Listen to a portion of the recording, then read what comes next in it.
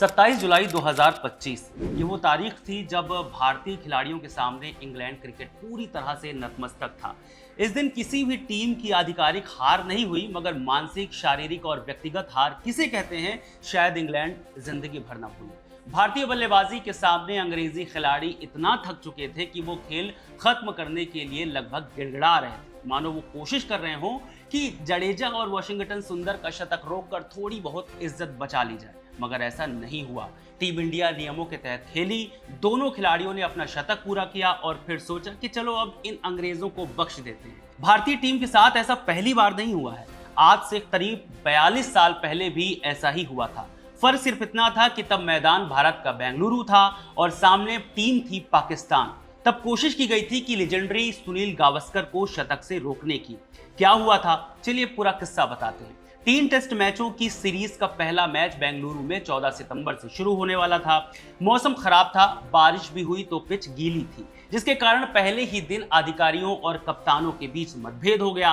भारत को पहली बैटिंग करना था, मगर पाकिस्तान के कप्तान जहीर अब्बास अपनी टीम को मैदान में उतारने से मना कर चुके थे। बोले आउटफील्ड बहुत फिसलन भरा है। हालांकि बहुत देर बाद मैच शुरू हुआ, लेकिन शाम को अच्छी धूप होने के बावजूद पहले दिन का खेल जल्दी खत्म कर दिया गया। नतीजा, नाराज फैंस ने कुर्सियां तोड़ दी और मैदान पर मलबा फेंका। आखिरकार दोनों कप्तानों कपिल देव और जहीर अब्बास को सहमति बनाकर मैच फिर से शुरू करना पड़ा। इसी तरह थोड़ी बहुत उथल पुथल के साथ मैच आगे बढ़ा।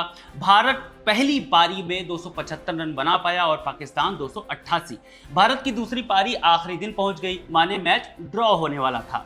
दांव पर लगा था सिर्फ सम्मान, लेकिन भारत चुपचाप आगे बढ़ रहा था। ओपनर सुनील गावस्कर और अंशुमान गायकवाड़ दोनों अपनी 50 पूरी कर चुके थे, लेकिन आखिरी मुश्किल आई आखिरी सेशन में।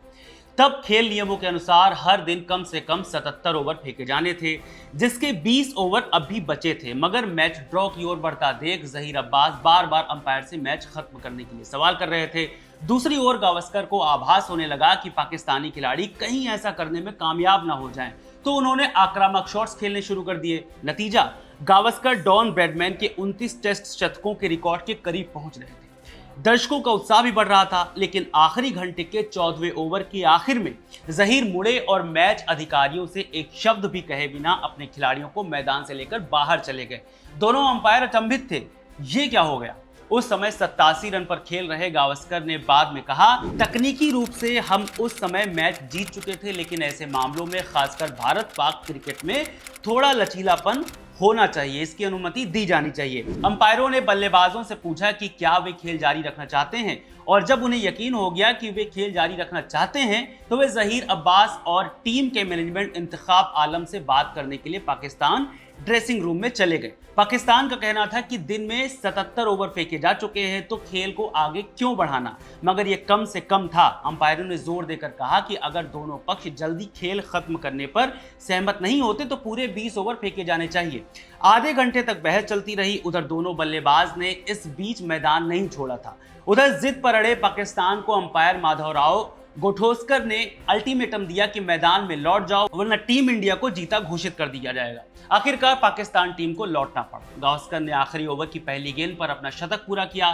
टेस्ट मैचों में उनका 28वां शतक था। गावस्कर कहते हैं, जैसे ही गेंद बाउंड्री की ओर बढ़ी, मेरी नजर जहीर अब्बास पर पड़ी और वो अपने खिलाड़ी के साथ पवेलियन की ओर चल पड़े थे और हम भी उनके पीछे पीछे चल पड़े थे। इस मैच को लेकर गोठोसकर अपनी आत्मकथा द बर्निंग फिंगर में लिखते हैं, बातचीत के वक्त जहीर अब्बास ने आरोप लगाया था कि गावस्कर के शतक की वजह से आप रूल तोड़ रहे हो, लेकिन यह गलत है। अंपायरों को बलि का बकरा बनाने की कोशिश की गई थी।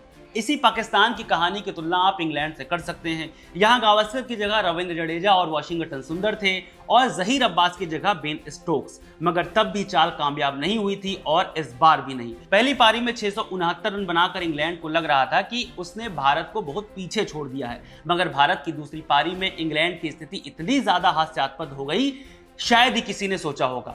स्टोक्स ने आखिरी घंटे की शुरुआत में ड्रॉ का प्रस्ताव रखा, लेकिन गिल की इसमें कोई दिलचस्पी नहीं थी। उन्होंने अपने 2 ऑलराउंडर्स को उनके शतक पूरे करने दिए। इंग्लैंड गुस्से में था। उन्होंने 35 मील प्रति घंटे माने 56 किलोमीटर पर घंटे की धीमी गेंद फेंकी, लेकिन भारत के खिलाड़ी बालकनी पर जश्न मना रहे थे क्योंकि उनके बल्लेबाजों ने जमकर रन बटोरे। दरअसल ये ड्रॉ बेन स्टोक्स और अंग्रेजी खिलाड़ियों के लिए इसलिए भी ज्यादा परेशान करने वाला था क्योंकि ये पहले से तय था कि ओल्ड ट्रैफर्ड में कोई भी कप्तान टॉस जीतकर गेंदबाजी चुनने के बाद टेस्ट मैच नहीं जीत सका। स्टोक्स ने अपनी टीम से इतिहास बदलने का वादा किया था, मगर वो ऐसा नहीं कर पाए। खैर, जडेजा 89 और वॉशिंगटन सुंदर 80 रन पर थे जब स्टोक्स ने ड्रॉ का प्रस्ताव रखा, लेकिन गिल ड्रेसिंग रूम की खिड़की से शांत होकर बाहर देख रहे थे। स्टोक्स ने ब्रूक को गेंद थमाई और उन्होंने जानबूझकर बहुत धीमी सीधी बल्ले पर गेंद फेंकी जो हार और निराश इंग्लैंड की हालात को बयां कर रहा था। जडेजा ने सिक्सर मारकर अपना शतक पूरा किया, फिर सुंदर ने भी शतक पूरा कर लिया। यकीन मानिए पहली बार ऐसा हुआ होगा जब खिलाड़ियों के शतक मारने पर विरोधी टीम राहत की सांस ले रही हो। खैर, अंग्रेजी खिलाड़ी ये टेस्ट कभी नहीं भूलेंगे। फिलहाल आप कमेंट में जरूर बताइएगा कि इंग्लैंड और पाकिस्तान ने ऐसा क्यों किया। मेरा नाम है रविशंकर। खबर गांव को सब्सक्राइब करना बिल्कुल ना भूलें। बहुत शुक्रिया।